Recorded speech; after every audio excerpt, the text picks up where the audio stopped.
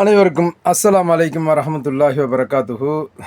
ஏக இறைவனின் அமைதியும் சமாதானமும் என்றென்றும் உங்கள் மீது நிலவட்டுமாக. ஆமீன். இது கொண்டக்கடலை ஒரு புடி.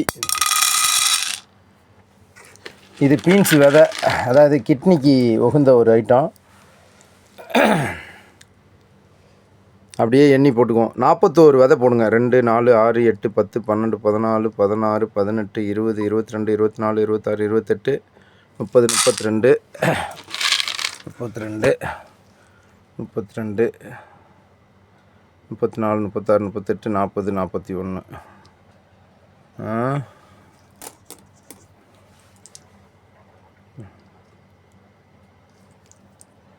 41.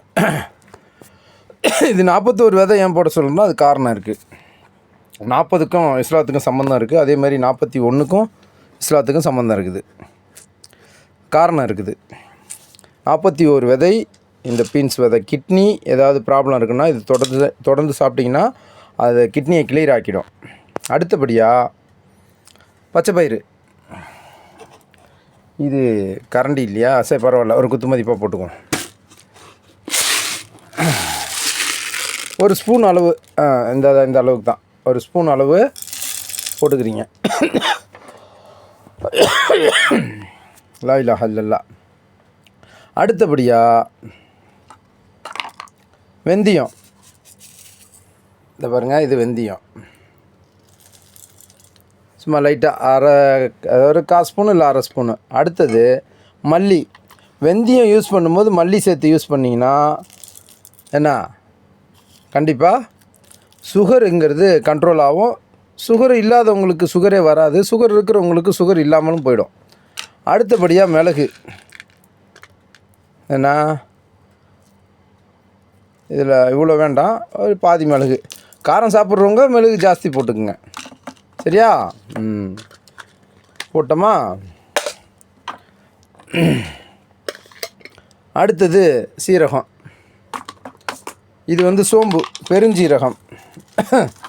இது ஒரு 1/4 டீஸ்பூன், ஒரு 1/2 டீஸ்பூனு, சரியா? எடுத்து அப்படி வச்சுக்கோங்க.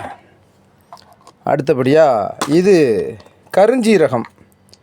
அதாவது இது எவ்வளோனாக்கா, இந்த கட்டை வரலையும் ஆள்காட்டு வரலையும் இப்படி எடுங்க. இதில் எவ்வளோ வருதோ போடுங்க. ஒரு 20-25 பீஸ் தான் வரும், அதை தாண்டி வராது. அதுக்கு மேலே அது ஜாஸ்தி போடவும் கூடாது. கருஞ்சீரகத்தை தினமும் உடம்புக்கு சேர்க்கலாம், ஆனால் ரொம்ப ரொம்ப கம்மியாக சேர்க்கணும். கொஞ்சம் கொஞ்சமாக. அதிகமாக சேர்த்திங்கன்னா ஆண்மைக்கும் ஆபத்து, பெண்மைக்கும் ஆபத்து. எந்த பொருளுமே சரி, அளவுக்கு மிஞ்சினால் அமிர்தம் கூட நஞ்சாகி விடும் என்று சொல்வார்கள். இப்போ கடைசியாக நம்ம சீரகத்தை போட போகிறோம். பெருஞ்சீரகம் போட்டோம், இப்போ சீரகத்தை போட போகிறோம். என்ன, இந்த சீரகம் தொடர்ச்சியாக நம்ம எவ்வளோ ஜாஸ்தி கூட போடலாம், இது ஒரு ஸ்பூன் அளவு கூட போடலாம். சீரகம் இது தங்க புஷ்பம். சீரகங்கிறது தங்க புஷ்பம். எப்படிடா இது தங்க புஷ்பம்னு கேட்காதீங்க, நான் சொல்கிறேன். தங்க புஷ்பம் என்றால் தங்கத்தை புஷ்பமாக்கி சாப்பிடுவதில்லை. தங்கம் மாதிரி ஜொலிக்கணும் உங்கள் உடம்புனாக்கா அதுக்கு தங்க புஷ்பம் சாப்பிட்ணுன்னு சொல்லுவாங்க. அந்த தங்க புஷ்பம் என்பது தான் இந்த ஜீரகம். உங்கள் உடம்பை சீராக, அதாவது அகம் என்பது உடம்பு, அதை சீராக வைத்து கொள்ளக்கூடிய தன்மை இந்த சீரகத்துக்கு இருக்குது. சீராக உங்கள் அகத்தை பார்த்து கொள்ளும், அதனால் அதுக்கு பேர் சீரகம். இப்போ 50 வயசானாலும் இந்த கட்டு குறையாமல் அந்த திமிரோடு 25 வயசில் எப்படி இருப்பனோ அதே திமிரு, அதே சுறுசுறுப்பு இருக்குனாக்கா அதுக்கு காரணம் இந்த சீரகம், கருஞ்சீரகம், பெருஞ்சீரகம், மல்லி, வெந்தயம், கொண்டக்கடலை, பச்சைப்பயிறு, வெள்ளை உளுந்து, கருப்பு உளுந்து. இதெல்லாம் என்னடா அடிக்கடி எறும்புறன்னு பார்க்குறீங்களா? என்ன செய்வது? இந்த ஏசியுடைய பிரச்சனை. வண்டிலையும் ஏசி மூஞ்சிக்கு நேராக வருதா? இது கொஞ்சம் இந்த கிளைமேட்டு சேஞ்சு இப்போ முடிஞ்சு போச்சு. இனிமேல் சரியாயிடும் இன்ஷால்லா. துவா செய்யுங்க, எல்லாம் லேசாக்குவான். முடிஞ்சு இந்த ஐட்டத்தை போட்டோமா? அடுத்தது பிஸ்மில்லா. இதில் தண்ணியை ஊற்றி நைட்டில் ஊற வச்சிடணும். இந்த கொண்டைகள்லாம் நல்லா பெருசு பெருசாக இப்போ நான் போட்டிருக்கிறது ஒரு ஆள் சாப்பிடக்கூடியது. என்ன மாதிரியான ஆள் ஒரு ஆள் சாப்பிட்லாம். பெண்களாக இருந்தால் 2 பேர் இதை பிரிச்சுக்கலாம். குழந்தைங்களாக இருந்தால் 4 குழந்தைங்க சாப்பிட்லாம். நான் இப்போ போட்டிருக்கிற அளவு. ஏன்னா பெரியவங்க சின்னவங்க யாராக இருந்தாலும் சாப்பிட்டு வாங்க. உங்களுடைய மூளை வளர்ச்சி, ஞாபக சக்தி கூடும். வெண்டைக்காய் சாப்பிட்லான்னு சொல்லுவாங்க ஞாபக சக்தி இது பண்ணால். அது கூட ஒரு டிப்பு. கம்பெனியில் வேலை செய்யும் போது சார் வீட்டுக்கு நாங்கள் சாயந்தரத்தில் போய் வேலை பார்த்து கொடுத்துட்டு வருவோம். அப்போ எதையோ ஒன்று மறந்துட்டான் அந்த முன்னாங்கிற பையன். அப்போ மறந்துட்டேன் சார் அப்படின்ட்டு.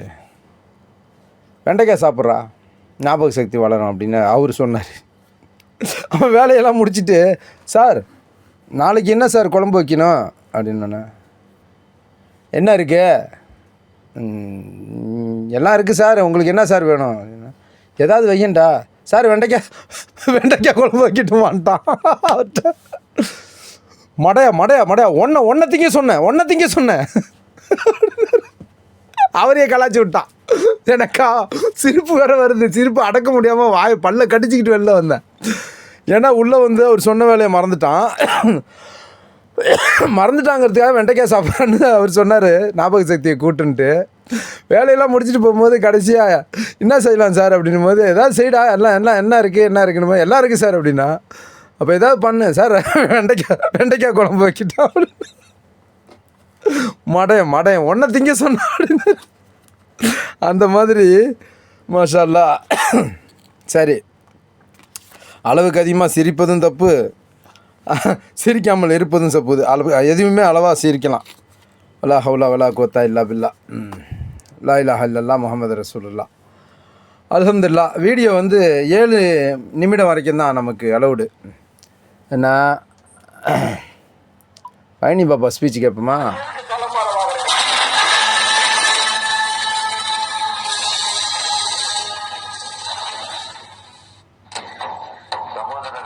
இப்படி இருக்காதீர்கள். என்றும் இப்படி எங்களை போல் தன்னை அர்ப்பணித்துக் கொள்ளுபவர்கள் உங்களுக்கு